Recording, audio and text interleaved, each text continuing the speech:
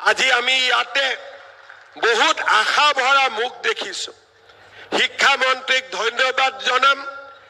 NOISৰ cash ইটো লেঠা সিটো লেঠা। 6 তাৰিখে মোক শিক্ষামন্ত্ৰীয়ে কৈছে যে 7 তাৰিখে ৰিজাল্ট দিম, 9 তাৰিখে এপইণ্টমেণ্ট দিম। মই কিয় ইমান সোনকালে দিব লাগে? বোলে নহয়, কেতিয়া আকৌ কোৰ্টৰ পৰা কি আহি যায় ঠিক নাই। তাৰমানে আপোনালোকৰ কাৰণে আপোনালোকৰ দেউতা মাই যিমান চিন্তা কৰিছে, শিক্ষামন্ত্ৰীয়েও তাতকৈ বেছি চিন্তা কৰিছে।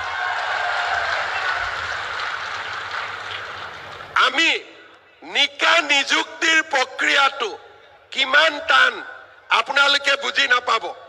বহুতে বুজি নাপায়, কয় মেৰিটত পালো, মেৰিটতে পাইছে। মই ফেচবুকত ক'লো 6ত ৰিজাল্ট দিব। শিক্ষামন্ত্ৰীয়ে মোক ক'লে 6ত নিদিওঁ। মই কিয় নিদিয়ে? মইতো কৈ দিলো, বোলে নহয় 7ত ৰিজাল্ট দিম, যদি মাজত 2 দিন গেপ থাকে ক'ৰ পৰা কি অৰ্ডাৰ আহি যায় ঠিক নাই। গতিকে 7ত ৰিজাল্ট দিম আৰু 9ত এপইণ্টমেণ্ট দিম।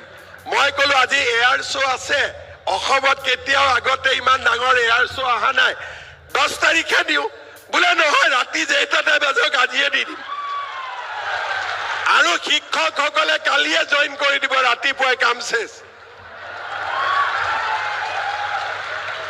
তাৰমানে নিকা নিযুক্তিৰ কাৰণে কিমান পৰিকল্পনা কৰিব লাগে আপোনালোকে বুজি পাওক। মই শিক্ষামন্ত্ৰী ডাঙৰীয়াক অনুৰোধ কৰিম, 5,500 নিযুক্তি হ'ব, 4,000ও হ'ব।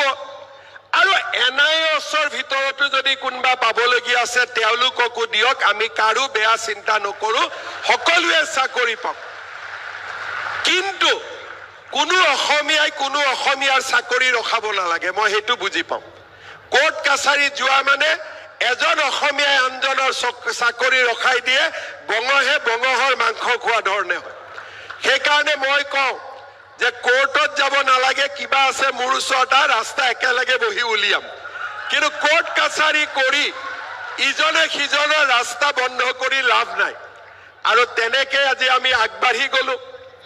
এটাই অনুৰোধ কৰিম, শিক্ষামন্ত্ৰী এতিয়া ইলেকশ্যনত যাব, ইলেকশ্যন উঠিব লাগিব। এইকেইটা দিন আৰু ট্ৰেন্সফাৰ বিচাৰি হোৱাটছআপ কৰিব নালাগে হা। এইকেইটা দিন ইলেকশ্যন জিকি আহক, তাৰ পিছত আকৌ ট্ৰেন্সফাৰ বিচাৰি থাকিম। এই 4 মাহ আমি পাৰ কৰো, য'ত যেনেকে পাইছো। হ'বনে নহ'ব? হ'বতো।